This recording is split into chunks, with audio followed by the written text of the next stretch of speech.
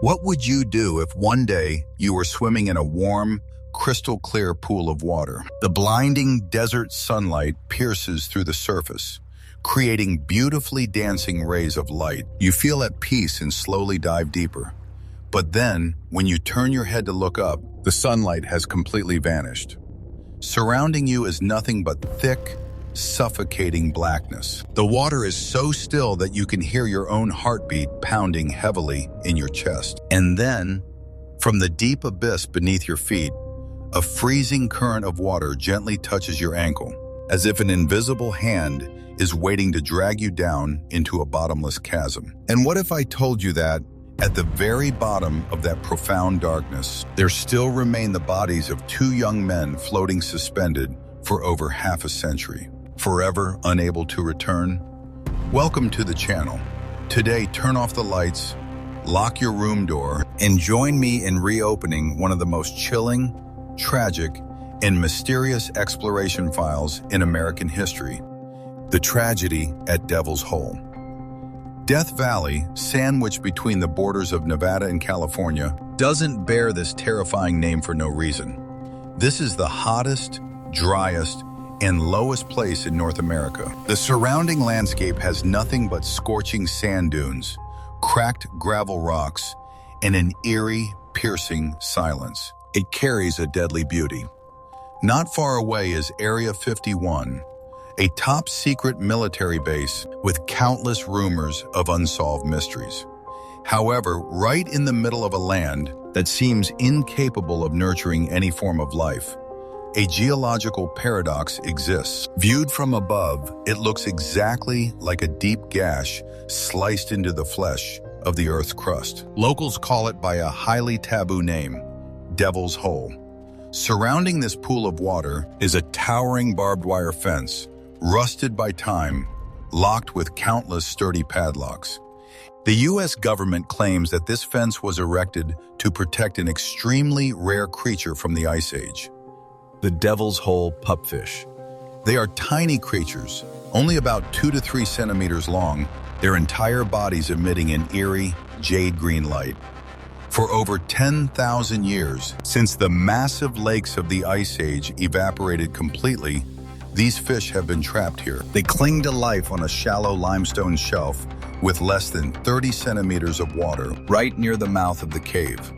In 1952, President Harry S. Truman even signed a decree placing this pool of water on an extremely strict national conservation list. But the divers who have risked their lives descending here know a chilling truth. The thing that truly makes people terrified and fences this place off is not the tiny school of fish. It is the dark, unpredictable world lying right beneath that shallow water.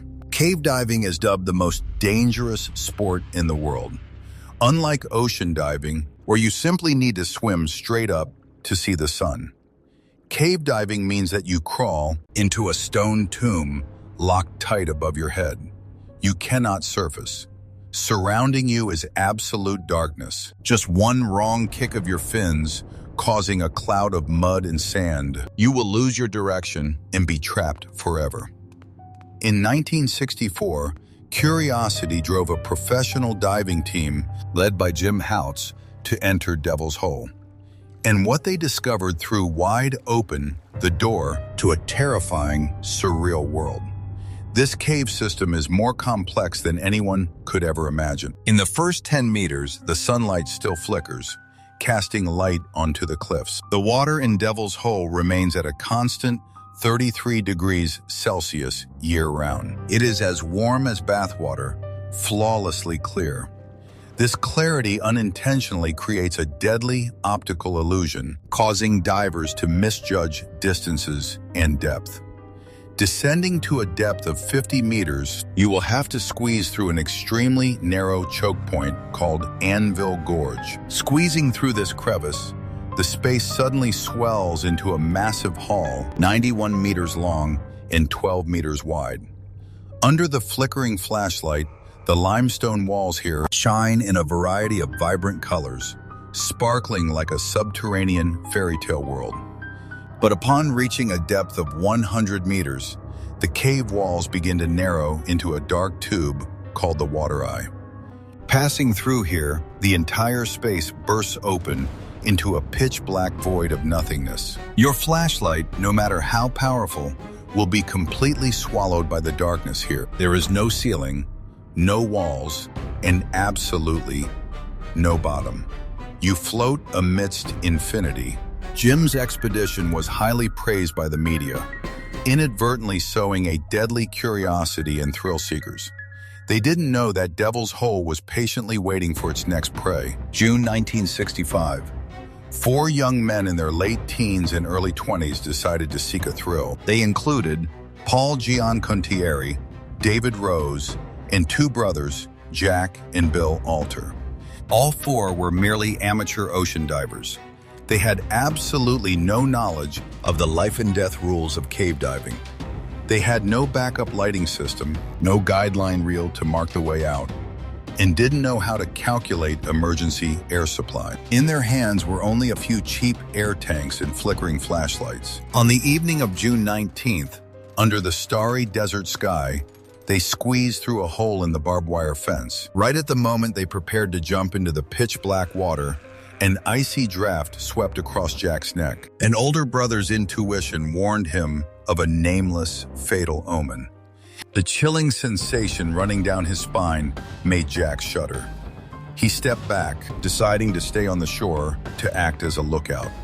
That was the decision that saved Jack's life, but it was also the last time he saw his younger brother Bill, along with their 2 diving friends, submerge into the dark pool. Paul, David, and Bill dropped themselves into the 33 degrees Celsius water.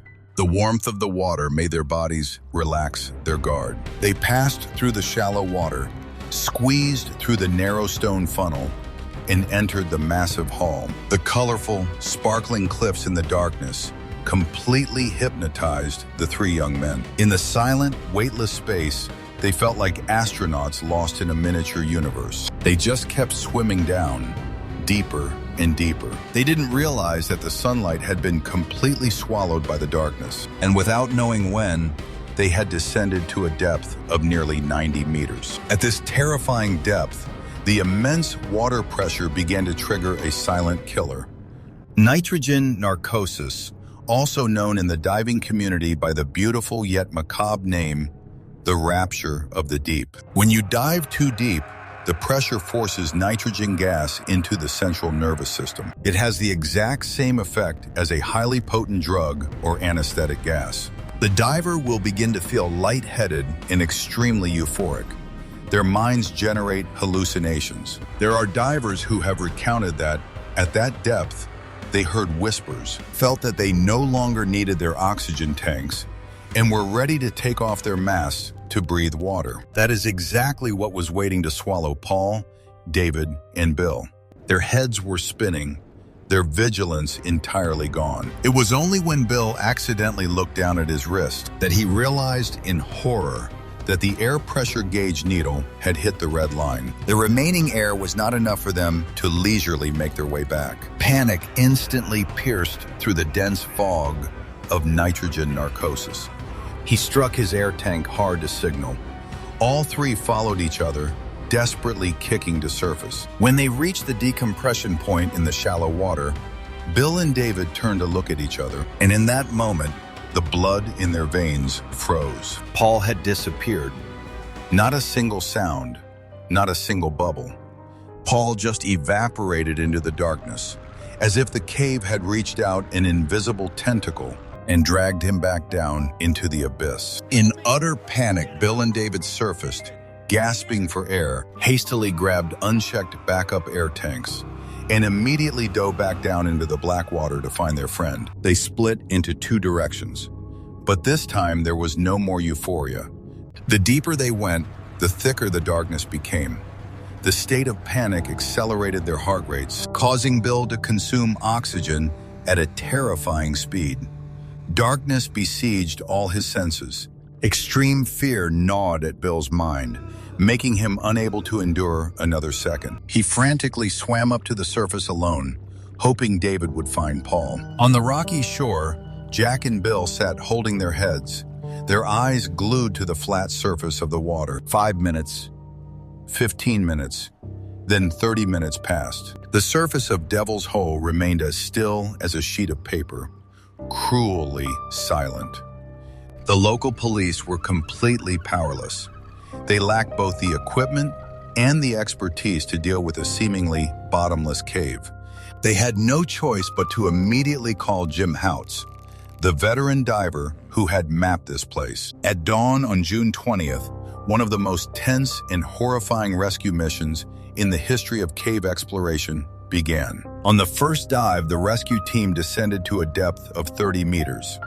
Their flashlights shone on a cold rock ledge and discovered the first object, a flashlight. The light was still turned on, its faint beam weakly shining straight toward the cave entrance. Who left it there? Did Paul intentionally tie it to the rock as a distress signal? Or, in the panic of nitrogen narcosis, did he drop his last life-saving straw? There was not a single soul around. On the second dive, they searched the right-hand passage area, where Bill saw David swim into. There, floating in the murky black water, caught on a rock outcropping, were David's diving mask and snorkel. There were no signs of a struggle, no blood. Only objects remained, while the humans had completely evaporated from this world. The rescue team hypothesized whether the two might have wandered into an upward-sloping passage called the Brown Room, which contained an air pocket. The third group of divers risked their lives, squeezing through razor-sharp crevices, overcoming the claustrophobic fear to surface into that air pocket. But as they surfaced from the water in the darkness of the Brown Room, they were met only with deafening silence. There was no one. At this point, Jim Houtz knew that the objective was no longer a rescue, but a body recovery. He decided to undertake the most dangerous dive himself, diving straight down the main shaft, reaching a depth of 100 meters. Nitrogen gas began to attack Jim's brain. Everything blurred, his head spun. At a precarious rock ledge at this terrifying depth, Jim's light swept across the final remnants of diving equipment. Jim felt a chill down his spine as he realized the worst-case scenario. Paul and David, in a state of panic and nitrogen narcosis, took their last breaths right at this ledge. Their bodies went limp in the darkness and suffocation. Then, with no buoyancy left, their corpses slowly slipped off the ledge, falling freely into the pitch-black, giant throat right beneath his feet. Jim pulled out a reel of line with a weight attached, dropping it into that dark throat to measure the depth. The line slipped through his fingers, drifting down 100 meters, 200 meters, then running out of all 284 meters of line while the weight still hung suspended, without ever touching the bottom. This meant that the cave was at least 380 meters deep. With the technology of 1965, no equipment or human could go any deeper. The moment Jim surfaced and shook his head in despair, the heartbreaking cries of David's mother echoed across the desolate desert. Paula, the young woman who had just married, in one night lost both her husband and her own younger brother. The bodies of Paul and David were forever imprisoned beneath the watery tomb. After the tragedy, authorities immediately welded the cave entrance shut, absolutely banning all diving activities. But the mysteries of Devil's Hole have never rested in peace. In 1991, the United States Geological Survey brought cutting-edge equipment to dive to a depth of 133 meters. They were stunned to realize the truth. The place Jim Houtz thought was an invisible abyss was actually a massive tectonic fissure stabbing straight into the Earth's crust. Devil's Hole is not a single, isolated cave. It is the only window opening into a colossal underground ocean beneath the Earth. The water here is ancient water from the Ice Age, flowing silently underground. And the most horrific, unbelievable thing about this Devil's Pool is that it can feel the pain of the Earth. Scientists discovered a phenomenon called a seiche. When a strong earthquake occurs as far away as Japan, Indonesia, or Mexico, tens of thousands of kilometers away, seismic waves travel through the Earth's core and will stir up this underground ocean. And the water surface at Devil's Hole, right in the middle of the arid desert, will suddenly boil, surge, and rise into small tsunamis, crashing violently against the rock walls. It is like a heart monitor, connected directly to the deep tectonic shifts of the entire planet. No one knows how far the underground ocean beneath Devil's Hole stretches. No one knows how many kilometers deep it is. Could there be other ancient creatures hiding in those unfathomable depths? And no one knows in which hidden corner of that endless world of darkness the bodies of Paul and David are currently drifting. Over 60 years have passed, and Devil's Hole still keeps its doors tightly shut, returning to its profound silence, embracing the unfortunate souls and the chilling mysteries that can never be solved. What do you think about the mystery of Devil's Hole? Could there be other entities hidden beneath that underground ocean? Or is it all simply the cruelty of natural laws? Leave your thoughts in the comments section below. If you felt a chill and enjoyed these mysterious exploration files, these true horror stories, don't forget to like the video, subscribe to the channel, and turn on the notification bell so you don't miss the journeys into the land of death in the next videos. I am your storyteller. Goodbye, and see you again in the darkness.